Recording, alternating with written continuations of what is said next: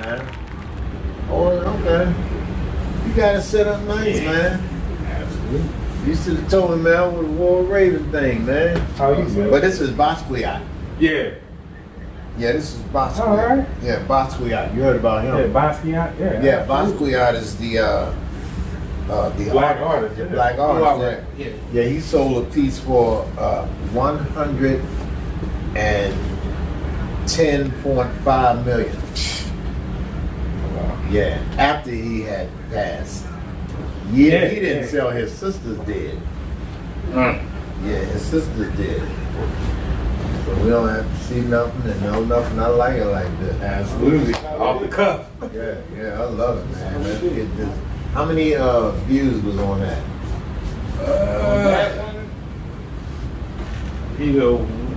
Probably between 1.5 and 2 million.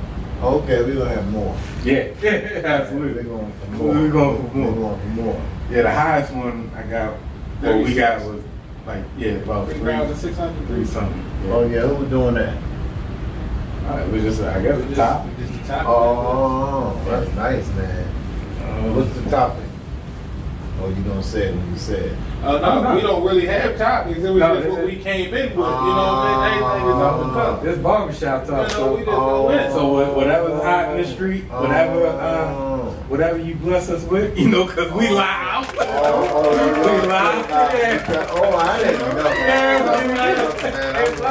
Man, I'm on the cuff, man. I just walk the door. You can introduce and say what you say. Oh, don't even worry about Oh, that. my He got bad. you. Oh, my bad. He got you.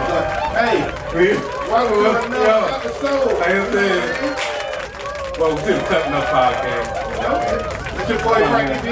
Eman The Barber, GOAT in the making, and as you can see, to my left, got a special guest. Aaron Spence. No. Let me, cause I like to give people that flowers. So I try to let my man do. He just flunked when he had his voice. So coming to the podcast, CUTT N UP PODCAST. Met him. When we meet? About a couple months. A month, man. About a month. Yeah. So y'all know one of my talents is I'm a drummer, keyboard, little keys on the side. So musician extraordinaire. Baltimore born and raised. Yeah. Another Baltimore product that you might not never know about. That's right. Grammy Award winner. Songwriter. Song producer. Drummer. Guitarist. Bass. Yeah. Forgot most. The drummer for one of what we were probably made off of, Mr. Teddy Pendergrass. I don't know if y'all might have heard about him just a little bit. Yeah, Drummer for Mr. Teddy Pendergrass. Remember. Mr. Carter.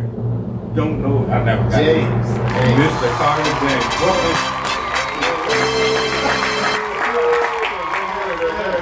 Let's go. So, like I said, of course, we know people. This brother graced us with his presence on a busy Friday morning. I was going to get him, but my man walked through the door and snatched him from me. I was going to try to fit him in. That's funny. That's funny. Everybody gonna fit him in when he know what he did. No, that's cool, man. But yeah, man, welcome to the CUTT N UP PODCAST. Yeah, man. Man, that's a pleasure. It's a pleasure. It's always a pleasure, man. I was at the bank today, and I saw the bank teller. I see her all the time, and she was like, "How you doing? Everything?" "I'm great." And I said, "Yeah, it's been a year since I was in the house, because last time we said." And I said, "Oh, wait a minute. I told you that the last time, right?" She said, "Yeah, you told me that the last time." I said, "Well, I don't want to sound like the old grandfather that tells the same story all the time. You tell the same granddad. You heard that story before. So I don't want to tell no stories over and over again that you may have heard before, because somebody had heard some of these stories." Well, they ain't heard them all. We have it. All right, now we have to be grandfather. This is your world. We just try to go around for the ride. We hopping in the back. Man, well, that's a beautiful thing. So, just starting off, our boys, Ravens. You know how You we Ravens fan? I'm glad for them. I'm real happy for them, you know. I never really, you know, that's a funny thing, man. Let's go. You know, I used to say, yeah, I like sports, and yeah, I like this, and yeah, I like that, just to fit in from a man perspective. I got you. But in all actuality, that's like me asking Lamar, do you like the tuba? Right. And he said, no, sir. No, I don't like tuba, I don't play tuba. Right. So, I mean, I know this may sound crazy, but you know, I don't know much about the football. I'm real happy. If Lamar walked in this door, trust me, I'll be all up, man. How you doing, my man? Yeah, man, right. You good, bro. Yeah, you good. I like the aura. I love the aura, man. I love the aura. And look, this may sound crazy. I probably wouldn't pay $25 to see Michael Jordan play in his heyday, but I would pay $500 to $1,000 to hear him talk about how he got there. I got you. Yeah, that's it's worth it. Yeah, because and the tenacity, the work ethics, and all of that stuff mean more. How can you be into everything? Yeah. My God. He's into football, he's into hockey, he's into lacrosse, he's into soccer. I ain't into none of it. And it's crazy. But I would love each player because it's a common thread about anybody. The process. Yeah, it's the who process. goes through that process. It's a common thread, and I can talk to anybody. I mean, I can talk to people. I'm 36 years clean. I don't smoke the cigarette, but I don't drink the wine. I don't do no cane no more. And trust me, I got so high. E.T. told me to go home. I mean, I got high with Rick James, and that ain't no lie. I'm Rick James. Enjoy yourself. Cocaine, a drug. We talked.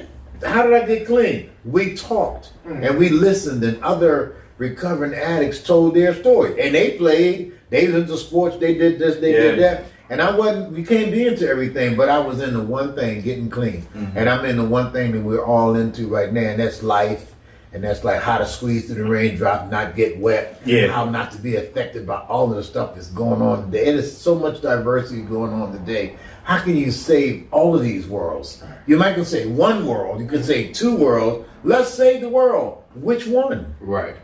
It's a million worlds. You got. I don't even want to go down. I don't even want to do it on the podcast. I don't even want to do it. I don't want to do it on the podcast. But I'm with most of them. But how in the world can you save most of them? If they have a men's right, a men's day, then they have the woman's day, then they have their rights, then they have this right, then they have the bicycle people want to come through and.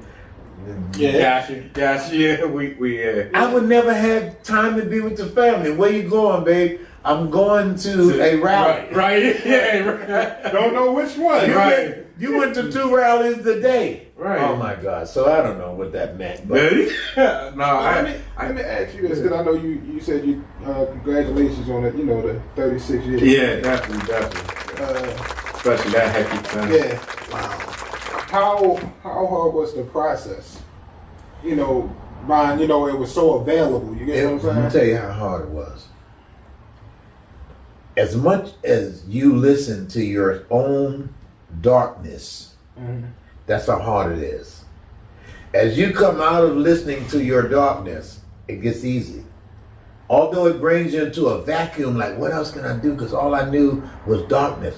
I'm nobody in this light. And like Mandela said, it's not the darkness that people's afraid of, it's the light. So you come into the light, I'm in a new place. What am I going to do? So it got easy once I was ushered out of the darkness. As long as you're in your darkness, you got a false sense of power. Right. And so when I came out of the darkness, I'm like, okay, what must I do? Like they say in church. All right, what must I do to be saved? All right, what must I do to behave? You finally got me at a place where I'm ready. You know, like the prodigal son. It's like, okay, I'm exhausted. I don't have no food. I don't have nothing. But I do know my father got it. So can I get my way back? I want my way back. Jaheed, gotta find my way back. You know, I'm trying to find my way back. You know, I'm sure that probably was a spiritual song, but he flipped it. And no, man. That's the project you wrote for? No. I was they used my track called "Ain't Leaving Without You." All right. Yeah, my man. Like I say, produced with Jaheed. And that track was, and I'm gonna get back to that thing that you asked. That's right. But that track was a compilation of a song that I had done in Baltimore for a group called the Whatnots. And they used the whole track, like how Mary J. used My Life in the Sunshine from Roy Ayers. And so the Grammy thing that you was talking about was a nomination because it's called a participation award because you participated in a song that was on a Grammy nominated album. So that's how you become joint heirs. Before you go back to his thing. Yeah, like let's start from the order because as a musician, my aunt, she always drops a gym question on me, like you said, just going through the process.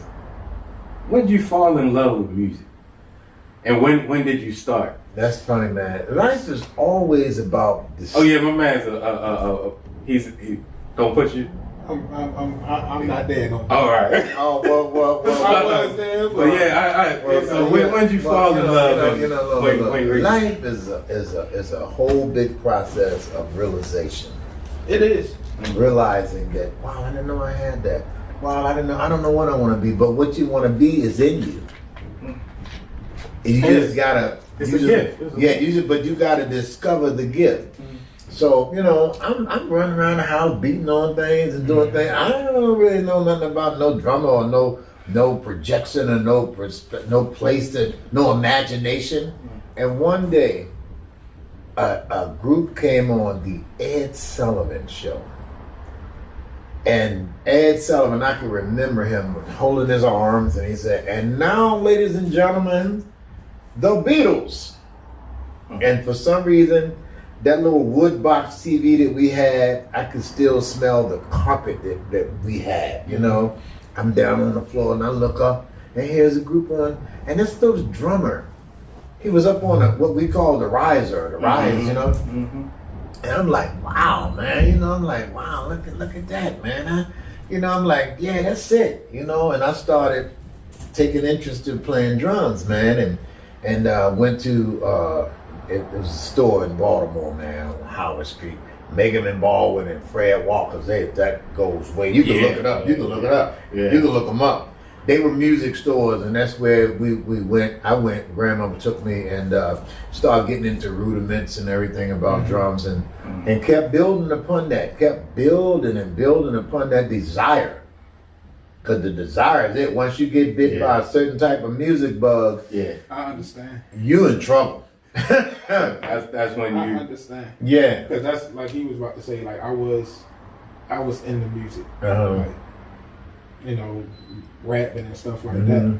And for me, it was once words just kept coming, and it's like an understanding of, all right, I can put these words together, you know, and it's like, how am I putting them together this way? But I understand it. Right. And I was into basically listening to the actual words that people were saying when they was making music. Wow. The actual lyrics. Not just because, you know, it sounds good, but what exactly are they saying? Right. You know, because I found myself, just like any other Baltimore rapper or anything like that, we're talking about guns and drugs and this and that. But then I had to go back and look at myself like, man, you're not doing none of this stuff. Right. You don't sell nothing. You don't shoot. You don't do none of this stuff. Well, so why are you trying to speak on it? Yeah. Well, you know, a hit. Let's say somebody told me once that a hit record is what hits you. And if that's not really what's hitting you or what's calling you, it's not speaking from an authentic place, which is from your heart. You know what I mean? I mean, when you write from your heart, speak from your heart, what touches the heart, reaches the heart. You know, it's like, I ain't killing nobody, I ain't shooting nobody, you know what I mean? Hey, whatever your journey is or whatever you got to go through to get to wherever you're going, do your thing. But I'm saying that, I'm duck the bullet. I'm a duck the bullet, but that's nothing that I would be singing or writing about. Right.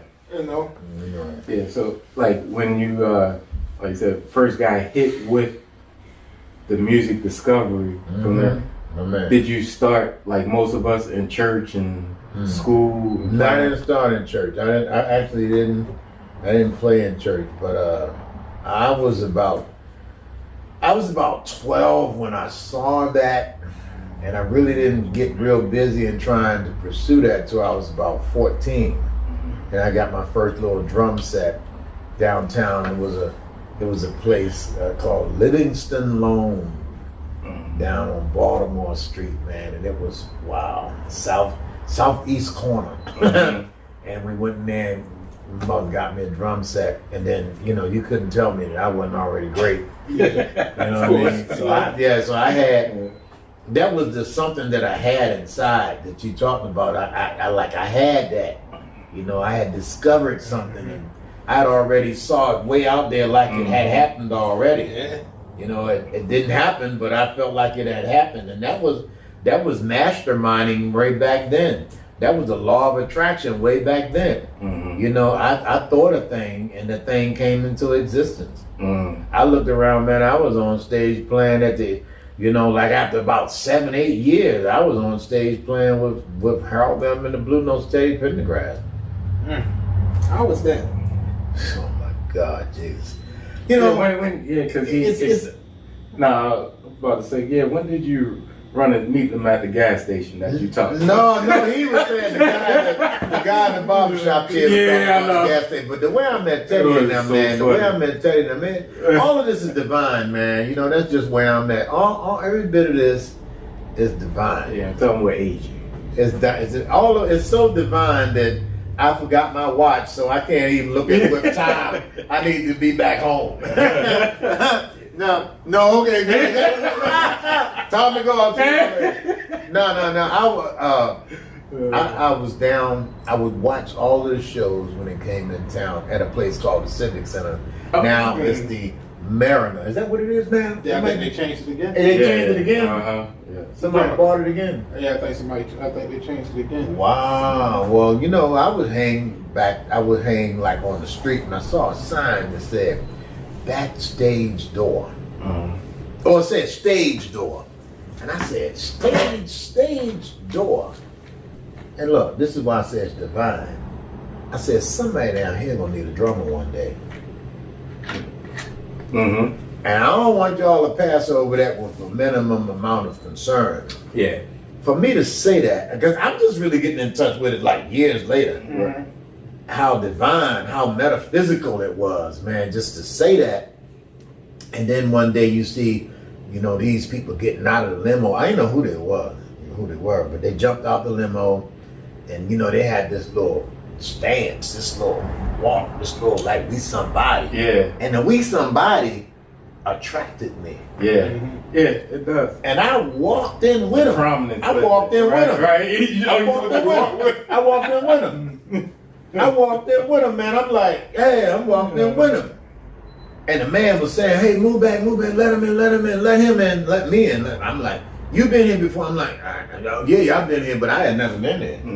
He thought I had been there. He thought I was in the band.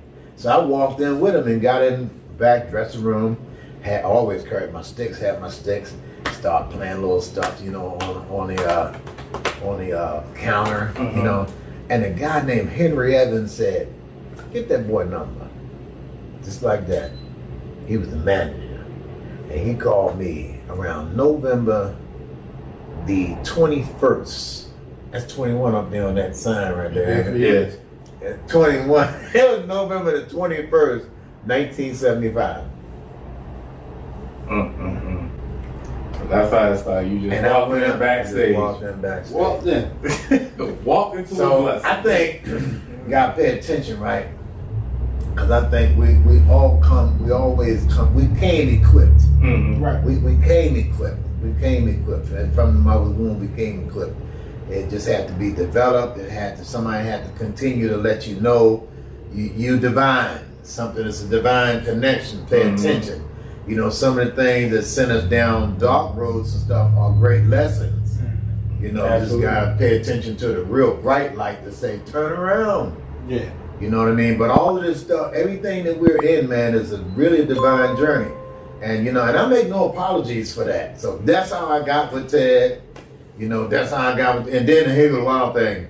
When they broke up, Teddy, well, the Blue Notes had already left Harold Melton. They had already done that. It's a documentary out called If You Don't Know Me. And that's a big documentary. A lady named Olivia Lichtenstein did that. Took about 3 years to do that documentary. She talks about the breakup and everything. But Teddy he's with the Blue Notes, and he was going to leave them. He was going to disband everything. He had a meeting. And I met Teddy in the hallway. And I said, Ted, I heard you're going to, you know, Go solo. fire the band. Right. Go solo. That's right. And I said, I need to tell you, man, you can't fire me. And I'm not going back to Baltimore. Right. Now you gotta remember, I was 21 when I met Ted, and he was 25. So we young, high, testosterone guys or whatever. If that's what we had. And I'm like, you can't fire me, man. I ain't going back home. That's just it. And he laughed and sort of pushed me to the side. And he would. But brother, when we got in that meeting, he said, I'm gonna have to let everybody go. So many words. I'm gonna have to let everybody go except the piano player and the drummer. Wow. Speaking into existence. That day, Teddy Pendergrass became my man. I don't care. I mean, my homeboy man. I don't know what culture we listening to. Oh, we good. That's He was your my guy. homeboy. Yeah, that's My homeboy. Y'all became brothers. My main man. Right. And then, you know, and then it was kind of, look, even the piano players living today, we tell the story to each other. We just tell the story. We get bored. We just tell the same story, you know what I mean? And then we went on since then. Even in the documentary, man, you gotta look at that documentary. It's called If You Don't Know Me, and I guess algorithms or something like that. Pick this stuff up, man. Yeah. Because that was a serious I put it documentary. And it tells about who was in the car, how they got in the car, what happened, if they did, if they ever made it home, if you ever did anything, if you didn't, way better and everything. Just so laid out, you know what I mean? Be all tell. Yeah, it's all laid out, man. It's very heavy, man. It's a very heavy situation. So the drug thing, you know, when you came out of the darkness and you had enough, and you know you had enough, you know, you got so high, ET told you to go home, you felt so low, the curve was a skyscraper, that was enough. I met Teddy, and it was supposed to be a nice, smooth sailing thing, and it was, but how it was, you didn't really appreciate it until it was over. Right. And when it was over, it was like, wow, man, we were stars. Whatever you call stars, it was a heavy thing. But the beautiful thing was that I think God had blessed me with, I don't know about the other guys in the band, how their mindset is, but my mindset was, wow, thank you for making me want to be I want to be a regular person again. I don't know what that means. We'll get into that later.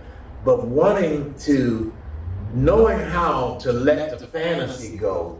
You know what I mean? Stop chasing that world. But is it kind of hard because you're in it? Yeah. Because you know, y'all, everyth's tangible. Yeah. But how do you be able to appreciate? That's the word I'm looking for. How do you appreciate The gratitude. going to the supermarket, Right. coming to the barbershop, kicking it with the guys? Ain't got to talk about what you did, where you been, how much you got. None of that. What kind of house you got? I mean, you know, like my niece said one time, they called me Uncle Man. So she said, Uncle Man. Oh, you know Uncle Man? Yeah, she said, Uncle Man. That's my nickname, Man. Right? She said, Uncle Man. Shout out to my Uncle Man. Oh yeah? Yeah, I got Uncle Man. Shout out Uncle Man. Yeah. No, she said, Uncle Man, I thought you was going to downsize because I had moved from a house that wasn't even far from here. And I said, this is downsizing. And you see what I mean about ego and da-da-da-da. I said, this is downsized. it's downsized to Jamie Foxx and Jay-Z and Beyonce and Obama. This is downsized. Because once you go in that world and you really get a taste of, I can't say you because everybody sees things different. Right. I got bit by a certain quality of economics. And when you get into that quality of economics, somebody might tell me, like, man, how much is that? Man, give me $15. I think it's 35. My mind just won't come to down, you know, but it's reality. And if my father was alive, he'd be like, boy, you crazy. Right. I'll give man $15, tell man, let me bring you 5 later. You know, but I'm just saying, and I'm working, I'm still working. I'm still working, man. I'm still working on how to place this reality because it's just like an airplane. You know, airplane flies and maybe a bad analogy, but it crashed and pieces are everywhere. And the most important thing that they look for when they come to that site is the little black box. And inside the little black box is the nature of the crash. And in life, in life, you gotta look at the nature of your crash or your stagnation. You gotta find a little black box to see what's stopping you or what makes you keep going into a wall or why you in 9 million relationships and you can't find one, or why you can't make your car payment, or why you can't, that's a little black box. Now look at it, it's like, okay, you can't manage your feelings and emotions. You're trying to buy peace, you're trying to buy happiness, you're trying to buy, and you can't deal with understanding and processing your place. Like somebody did something to you, like a lady. Somebody did something to you or said something to you, you ready to go. I'm ready to quit, I'm ready to leave. Now I've been with my people now for 10 years, going on 11. If I had this mindset that I have now, I could have been with the 10th woman ago. We would have still been together if I had this kind of mindset. Because most of the stuff that I left for was petty as petty can come. But I was petty. You know? Yeah, there you go. That's the word I'm really trying to think of. That was in the little black box. That was in the little black box. Thank you, you helped me. Wow. You might be going through a little bit. One thing, my young today, one thing, Sprite, go ahead. Yeah, one thing, like alluding to what you said, I noticed a lot of relationships now in this new age, like you said, they break up over the most minimalized stuff. Minute. Yeah, and it's just come down to that. But like I always use the Kevin Hart setup. We're like, man, why you use the microwave on high? You know what? You always do that. I'm out. I can't. Because that's the thing is, it's easy to quit. Yeah, that's what it is. But it's like nobody want to sit and all right. What's really the problem? Yeah, they don't. We are just coming into a generation. I am just coming into it with you. How about that? Of how to process things, how to look at what's most important, how to uncover, to discover, to recover from the misinformation that we've been shaped, formed, and fashioned into. She said something to me kind of loud. And I said, all right, sweetheart, all right, whatever. You want to go there like that? You having a day? Okay, no problem. But if you had said that a few years ago, on that. Right. You know what? Yeah. I'm a grown 10 minutes ago. That's over. That's over. You were. You're dismissed. Yeah. You know what I mean? I definitely understand because I'm going on 10 years myself. Oh man, congratulations. And I got married at 23. Wow, my man. 23. Yeah. And defeating the odds. I'm trying to,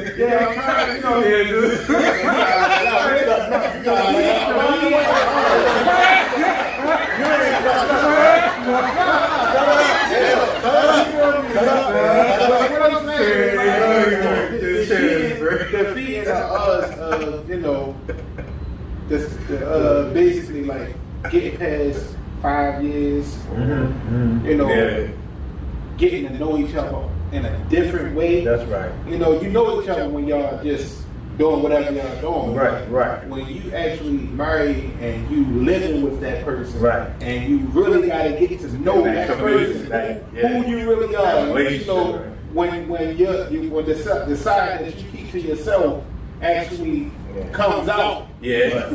How do that person take that? And when her actual side come out, how you want to take that? You know what I mean? The more I got, because we all moving at different rates of readiness.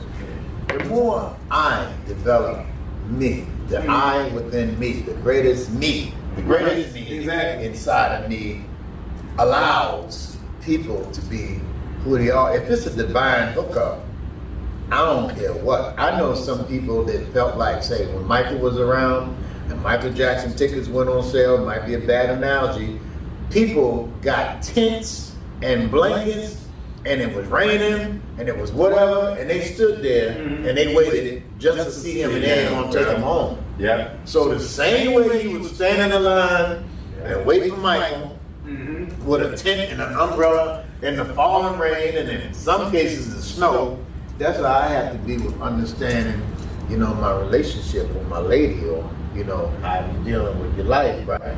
That's how I have, because it's somewhere in there to be able to bring that up. Somewhere in you is a tolerance. Yes. Not being abused, but somewhere in there, if you care, all you need is a mustard seed of faith. All you need to do is care about it. You know, like some people say love, I'm like, okay, love, but if your mind changes every year, every 5 years, what do you think your love do? Same thing. So your love may come down. And all that, baby, you make my love come down. Oh, you make my love. Yeah. Okay, get back all the way down. You want to just go, keep rising to the top while my mind level. But you got to grab your song and hang on to that particular melody, bro. And whatever the melody is, look, man, I'm going to tell you another little story. And I don't know where this iPod is going. Yeah, go ahead. Give us a story time. I'm going to tell you one little thing, man, and that is every sister that I was with, I can't remember one sister to this day that I hate. I can't remember one sister that I say, if I see her, I ain't gonna stay. I can't remember one. No ex-wife, this is the third wife, the wife before her and the wife before her. I can't, nobody that I hate, because my Creator showed me how to forgive, forget, process it, and see where I was in my reality and where they were in their reality, and allow people to do what they do and be at their momentum of growth. Everybody has a momentum, right? But when I'm coming in like, you know, Superman, it's gonna be like this, it's gonna be like this, it's gonna be like that. That's 2 steps from slavery. Yeah, it's never gonna work. How did slaves are like that? Let's go back into history. Some of them chunks were jumping off the ship because they didn't want to be controlled by nobody. So now all of a sudden, and my God, now that the King Woman movie is out, I mean, yeah, right. You better be right. And I'm liking it. Look, if you got a strong person on your team, football team, basketball team, whatever team you're on, right? It's gonna be easier to move the ball down the field, the court. Exactly. You know, you got a good woman on your side, and you're a good man, and she got a good man that understands her, and you understand her. Y'all gonna be able to move the love around the room, different places, down, you know what I'm saying? And I'm gonna leave you 2 things, like you said, with that, whatever good woman you find, like you said, it's growth, like every 5 years. We're still growing. Yeah. We're still You're in the beginning process. I mean, like 10 years, I mean, granted, I know we've been together for 13. Wow. But, you know, we're at year 9 right now. Right. Of marriage, you know. So it's like the growth is still there. There's still certain things that we're getting to learn around. We're still learning each other, and it's still fun. You know what I mean? That's one thing that I realize. You gotta keep it fun. And I got news for me, not even for you. I got news for me. Sometimes it ain't even fun. Yeah. No. But it's still under the banner of commitment. Exactly. And when it ain't fun, that's when I have to turn up. That's when you really. I have to turn up the me-ism in me, the highest me in me, and find how to. I depend on my happiness is inside of me. The truth is forged in the fire. Yeah, it's in me. What can I do to make it right? Yeah. You know what I mean? Yeah, I say that I'm the one making it wrong. But if you keep being me, if I keep being me, I'm gonna keep being the light that attracted her. You know what I'm saying? And then she's gonna see that light, and even if she down, she's gonna see that light, and you gonna come up. Or even she's gonna be gracefully ready to walk out the door, which if that's where you wanna go to, love, if that's divine for you to find your way out. If that's what you want to do, because they do have a word called that. Yeah. Lead is a real word. Yeah.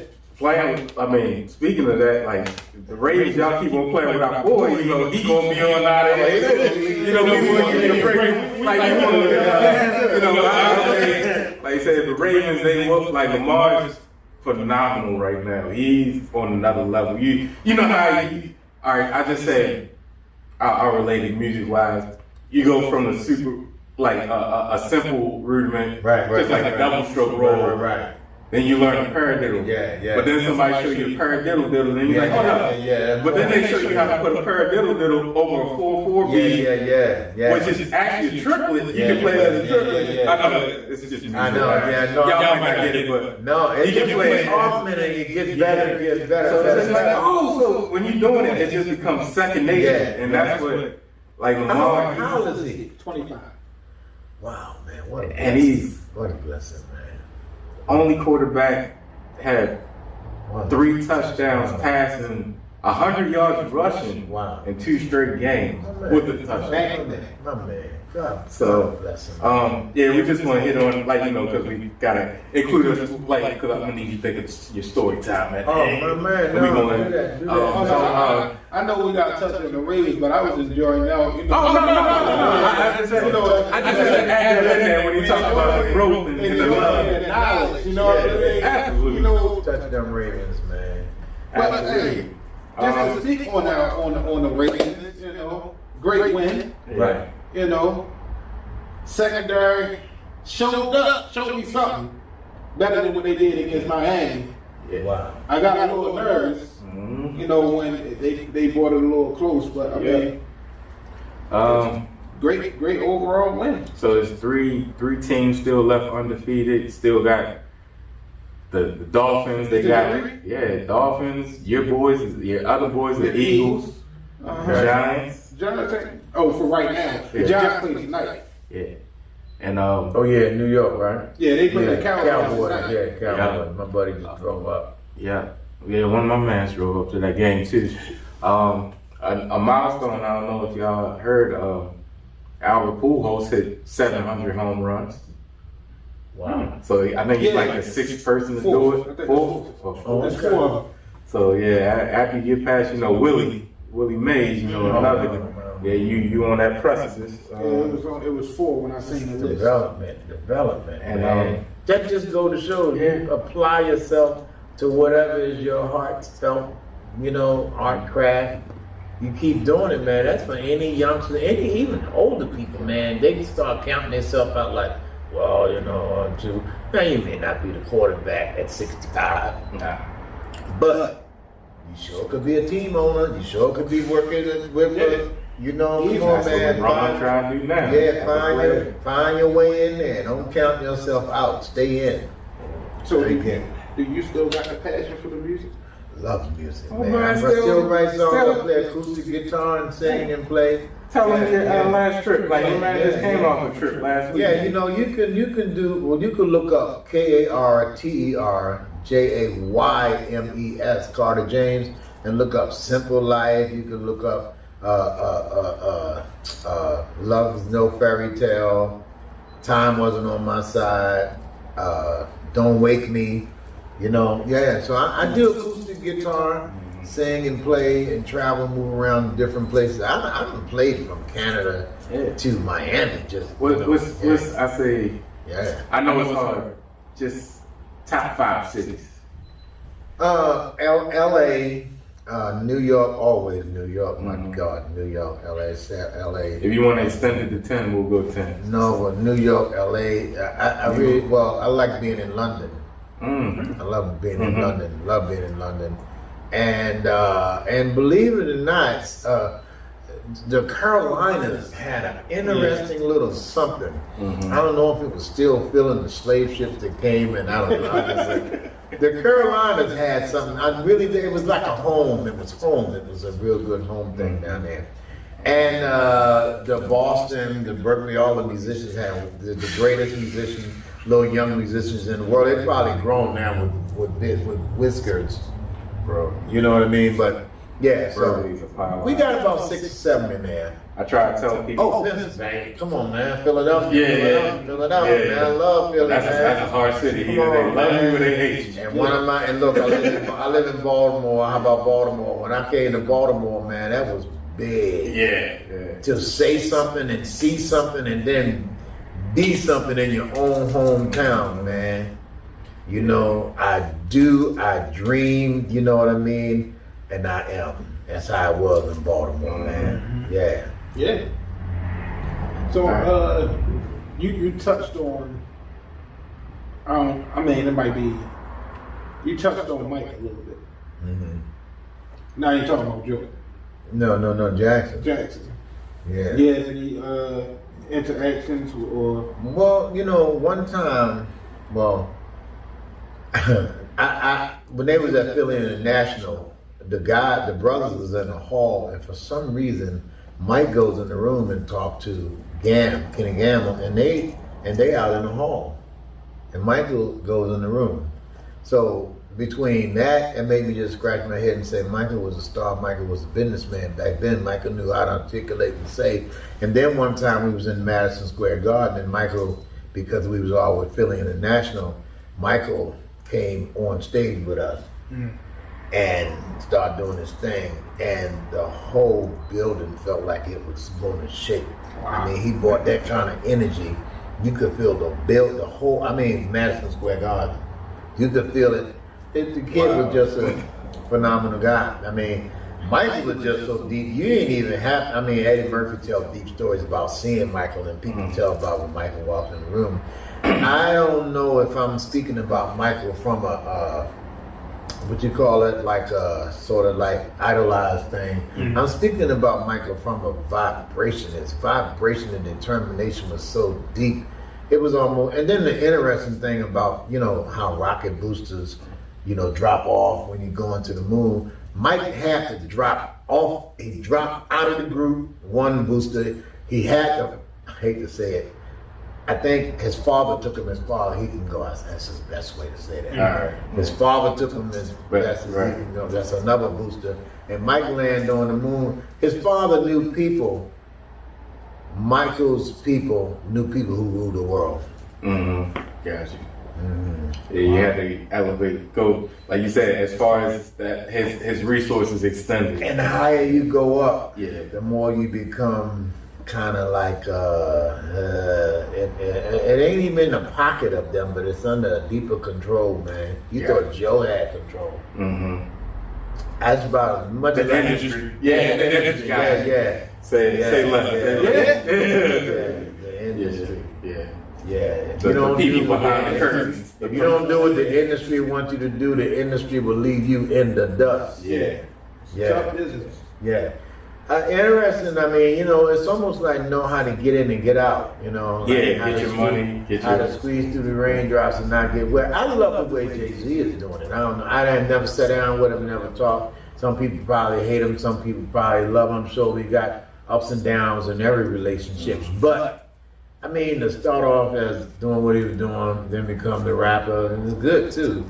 And then, you know, you're gonna have a clothesline, and then you're gonna have a record company, and then you're gonna have the baddest wife on the planet, you know what I'm saying? I don't know what their mornings and nights are like, because I don't like insinuating too deep, you know what I mean? I mean, the whole word insinuate is an interesting word, you know, trying to say something that you don't really have an accurate fact about. Exactly. If you even said sin, I know it's S-I-N, but I like how they say insinuate. Because sin is like self-inflicted nonsense to me, and it would be nonsense for me to just say, I know that for real. So I would be in sin. I would be insinuated. You're right. And I love words. Right. Yeah, I like the breakdown. Yeah, definitely nice. So, like I said, going to, because I had my man going to, I don't know. Oh yeah, that's about it. Yeah. I'll take the phone. Yeah, I saw that phone. I wanted that phone. Well, we cousins. Yeah, man, we cousins when I get one. Yeah. So, like I said, I'm going to wrap this up with a, like I call it, in the segment story time. What happened at work today? So, I know you've been dropping in all through. You give it a story time? Or you No, I mean, I can give a story time. I want a story time. Yeah, I want a nice special guest. Yeah, absolutely. I'm going to turn it over. So, Good. Go ahead. No, since it's time to wrap it up and roll, I'm gonna say, man, look, life is very interesting. A lot of time, you think we're supposed to come out of this thing with what we call perfection, but it's a story that comes in mind about a young kid that asks his father, how do you make the jagged edges straight and the rough edges smooth, like all your rights, make all your rights, all your wrong rights, all your wrongs in life right. And the father said, very good question. You take a pillowcase full of feathers to the top of the mountain. Son listening. He said, then you let all the feathers out and let them go to the bottom of the hill mountain. And then go try to put all the feathers back in the pillowcase. And the son said, you ain't gonna get them all. And his father said, that's my very point. You will not get them all, but you'll get enough for a good night's sleep. And that's what the whole life and all my travels and everything is about. I may didn't get every single thing that I wanted or make all of my wrongs right. You know what I mean? But I had done enough and I have enough for a good night's sleep. And that's my story. There you go. There you have it. So, like I say, go check out my man, like I said, KARTER JAYMES, the Y and the James, J-A-Y-M-E-S, yeah. K. And the K with the, KARTER with a K. Because originally it's James Carter.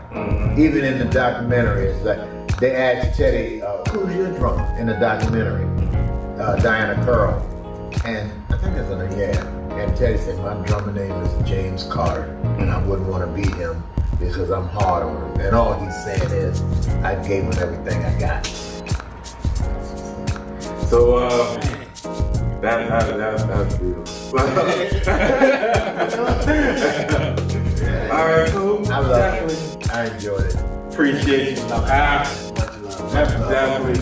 CUTT N UP crew, you know what it is. Definitely subscribe. Check more out, more episodes. Probably get this drop hopefully by Wednesday. Like, share, subscribe, turn on your post notifications. And it's your boy Frankie B.